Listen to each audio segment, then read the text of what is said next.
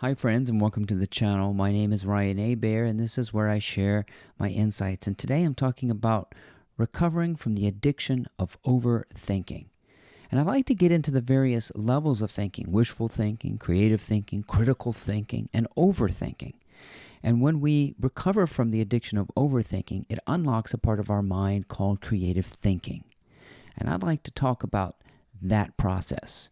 So if you're interested in using the mind creatively and overcoming your addiction to overthinking, stick around.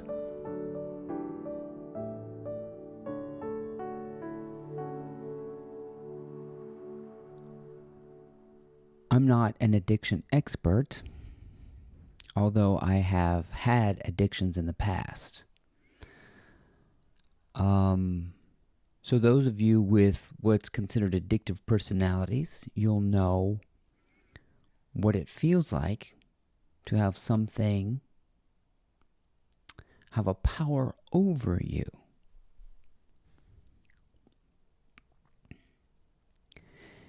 And there is very little difference between one who reaches for a drink or a cigarette or a pill to cope with the difficulties of life. There's no difference between that kind of a person and one who uses thinking as a pacifier for really dealing with life. I used overthinking, or it used me. I guess maybe that's the better way to put it. But thinking was my coping mechanism. But if we look at it in terms of alcoholism, the alcoholic uses the drink to numb the pain. And then the next morning, the pain and the hunger for more comes about. So you have a hangover. Right?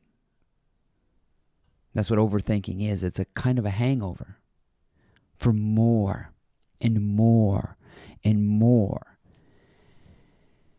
And as life begins to become more and more noisy and chaotic and quote-unquote stressful, the more thinking you do. And if you work with people who have addictions, you know the first place not to begin is to say, well, just stop drinking. Because now there's a new anxiety to stop drinking. So I want to be the last person to tell you, just stop thinking.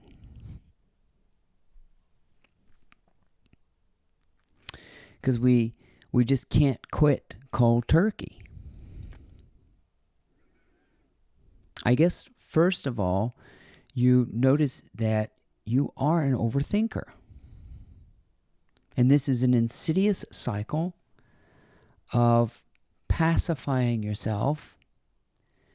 And pacification is this thing that what's happening now is a means. I'm just going to think and think and think and think and think and think and think and think until I finally get it. Just like an alcoholic drinks and drinks and drinks and drinks and drinks until they can deal with it. And they never deal with the root of their addiction, the compulsive, out of control, noisy mind, noisy body, just a constant noise. And that was yours truly.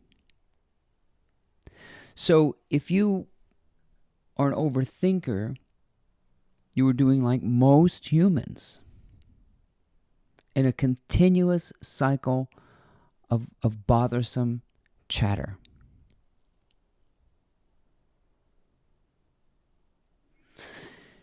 And I wish that I could tell you how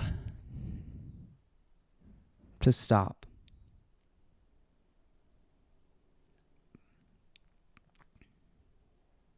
It's just when you've had enough.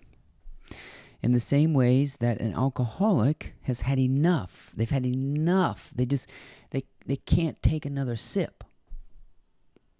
You get to that point automatically. And that's how addictions are overcome. You hit, ask an addict, you hit rock bottom. There's just no more to go. You can't get any lower. So recognizing it as a problem is really the first step to recovery. So you want to treat overthinking as a recovery process, a slow recovery process. You're tired of hurting yourself. You're tired of scaring yourself. You're tired of keeping yourself in perpetual tension, because that's what overthinking does. It doesn't pacify you. It distracts you from accepting that you are powerless against anything, that you really don't have any autonomous power. Admitting that I don't have power over overthinking.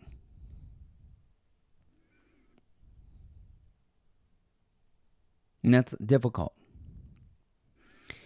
But it has something to do with bringing in space and time and thoughtfulness into your daily life. My grandmother was addicted to cigarettes for most of her adult life, until she had had enough and she put her cigarettes in a cookie jar on the counter, and they were in a place where she had to go get them, and they were concealed, and in that little barrier, it gave her a moment to pause. You see, just how she told me how she quit smoking. And she said to herself, I can wait a few more minutes before I need a cigarette. I can wait.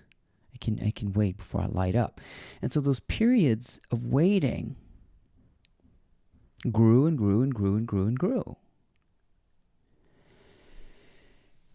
And that's what will happen to you, is you will go through a depth change. Like overthinking is the top of the mind, just flighty, way. It does feel like it's right up here.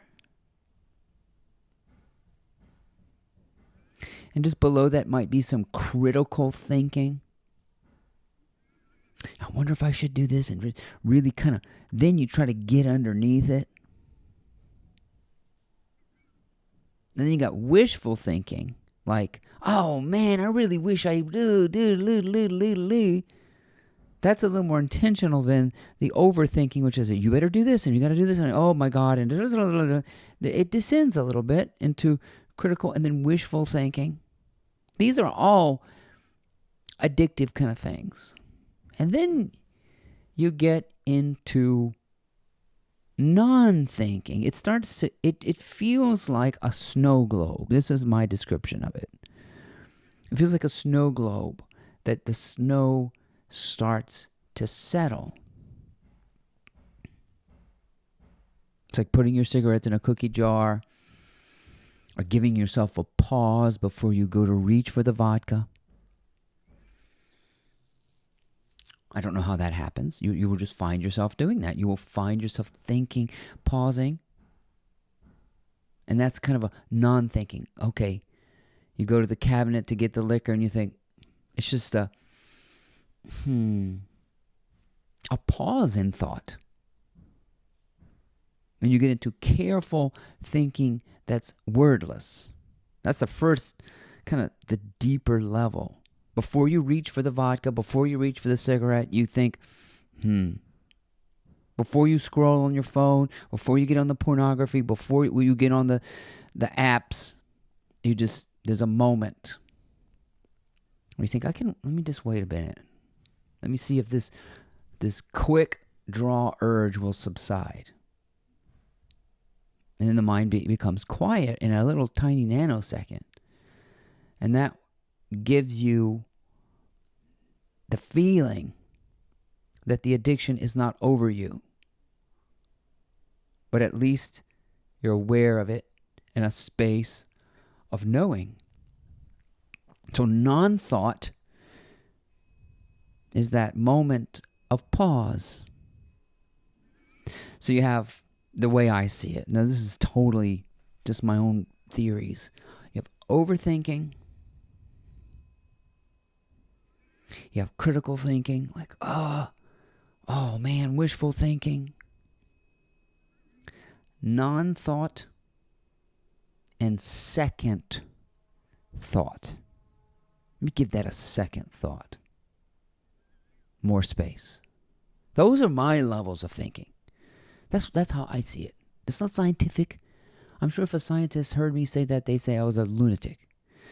But you can feel it in the mind. It's the chatty mind is just critical thinking, wishful thinking. Oh man. Non-thinking, second thought. And then I think there's the creative thinking. That's when all that shit settles down. And the mind, the feeling is that there is a conversion. Or the mind isn't over you. But that the mind is a tool that works through you. And then so what has happened to me is that I went through a very lengthy period of non-thinking. I went on a personal retreat. I quit working. I don't do anything. I spend a lot of time meditating and thinking and contemplating. Contemplation is a very deep level of thinking. You can even think of contemplation as below creative thinking, just really contemplative, which has the word temple in it, which is filled with lots of silence and vacuity, self-inquiry. So the creative mind will awaken. This is your sense of, I want to do something now. Rather than just always have to quick draw, drink, take a drink, take a drag on the cigarette, make some kind of statement, do something, be somebody. It's slow. It's a slower kind of thinking.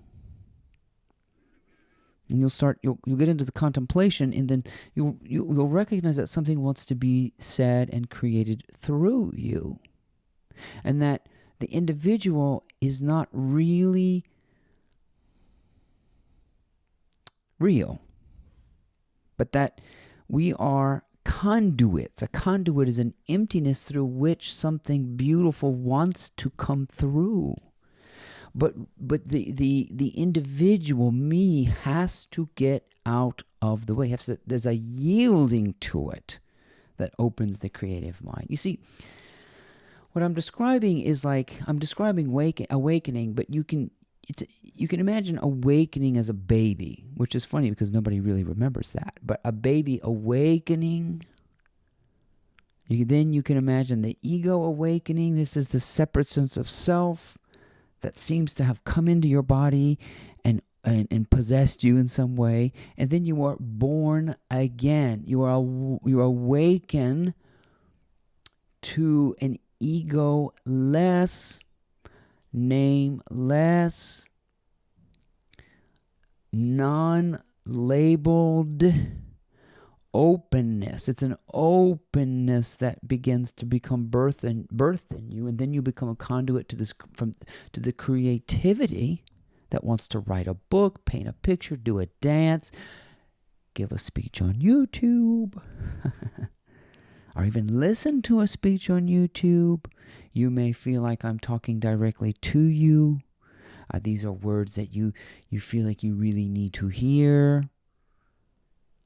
That's recognizing the creative mind wanting to open itself to you.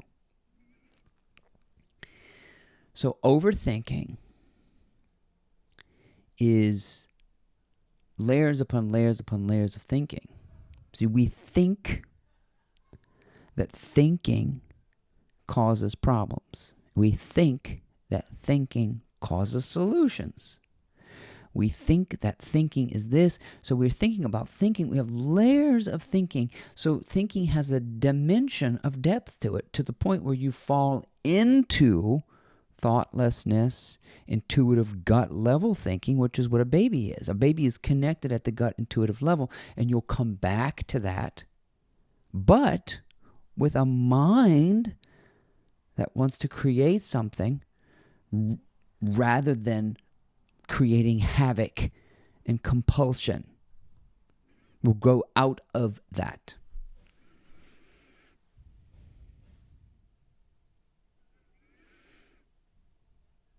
So this awakening is only possible because there was a sleepiness built in. The Christians say, Lamb of God who takes away the sins of the world. Well, who the hell put the sin in the world? Who put the world to sleep? What's this sleepiness? What is this sin, this darkness, this separation, this sense of otherness that I am awakening to? All of the cause and the effect of sleeping and awakening, it's all the same. Why are we asking God to take away our sins when essentially God put sin into the world? And I hate to use that language, but we gotta get honest about cause and effect being the same. Day and night being the same. Sin and awakening to connectivity. Spend most of your life singling yourself out, and then the rest of your life you'll come back home to the unity, pouring yourself into the liquefaction and softness of love. Get out of the way. The ego begins to move away. And that births this creative openness that wants to serve, that wants to demonstrate love. That's all. That's all you're going to want to do. Can you believe it? Deep down inside, everything you want is about freedom to love and to be yourself. I'm trying to be myself on my YouTube channel. That's me. That's how I express myself. That's just a creative thing deep down inside. It had nothing to do with how many subscribers I'm going to have or anything like that. It's just a deep, honest. If I were to get on my YouTube channel and overthink, it would sound like a bunch of noise. And maybe this does seem like a bunch of noise, but where I am in the frequency of my delivery, you will connect to it. Certain people will find this and connect to the right frequency. That's kind of fun. Anyway, overthinking is an addiction, and we will treat it that way. Compassionately, we will recognize that we have a problem. We will recognize that this is something that has a power over me, but that I can overcome it with the introduction of space, silence, second thought, pause, all those levels. Okay? That would be a great book, I think. Overthinking, critical thinking, wishful thinking, no thinking, second thought, and the creative mind, and then contemplation. You have all this. You can feel it getting deeper and deeper and deeper and deeper into you. And that's the direction of overcoming an addiction. That way. More quiet, more slow, more contemplative, more intentional. And from that opens a womb of creativity that will want to come out in a very different kind of way. And I hope that's where you are. And I thank you for hearing my insights and being a part of this channel. My name is Ryan Hebert. If you enjoyed what you heard today, I would like to encourage you to check out my blog. It's called mymorningmotivator.com. Thanks, everyone, and we'll see you next time.